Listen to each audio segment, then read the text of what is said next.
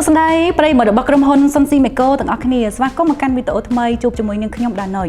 នៅក្នុងវីដេអូថ្ងៃនេះនាងខ្ញុំចង់មកណែនាំពីម៉ាស៊ីន Microwave Oven ស៊េរីថ្មីរបស់ម៉ាក Panasonic មួយប្រភេទដែលមានលេខ model NNDF38PB ជាប្រភេទ Plate and White ដោយមិនប្រើប្រាស់ជាមួយនឹងចានដោយផ្ទៃខាងក្នុងមានសភាពធំទូលាយដែលធ្វើឲ្យលោកអ្នកងាយស្រួលក្នុងការចម្អិនម្ហូបអាហារផ្សេងៗផងដែរលក្ខណៈពិសេសរបស់ម៉ាស៊ីន Microwave Oven មួយនេះមានដូចជាវាមានមុខងារចម្អិនម្ហូបអាហារដោយស្វ័យប្រវត្តិរហូតដល់21មុខងាររួមទាំងមុខងារលាងសម្អាតផ្ទៃខាងក្នុងរបស់ម៉ាស៊ីន Microwave Oven មួយនេះបានទៀតផង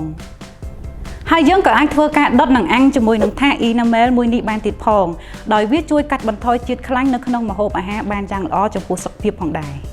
ហើយយើងក៏អាចធ្វើការរំលាយសាច់កកនិងម្ហូបអាហារដែលកកផ្សេងជាមួយនឹងមុខងារ Turbo Defrost ដែលអាចធ្វើឲ្យអាហាររបស់លោកអ្នកឆាប់រលាយទឹកកកបានយ៉ាងឆាប់រហ័សដើម្បីងាយស្រួលក្នុងការចម្អិនម្ហូបផងដែរ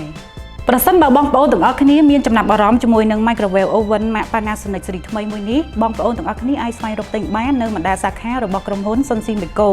សូមអរគុណសម្រាប់ការតាមដានទស្សនាវីដេអូជួបគ្នានៅវីដេអូក្រោយៗទៀត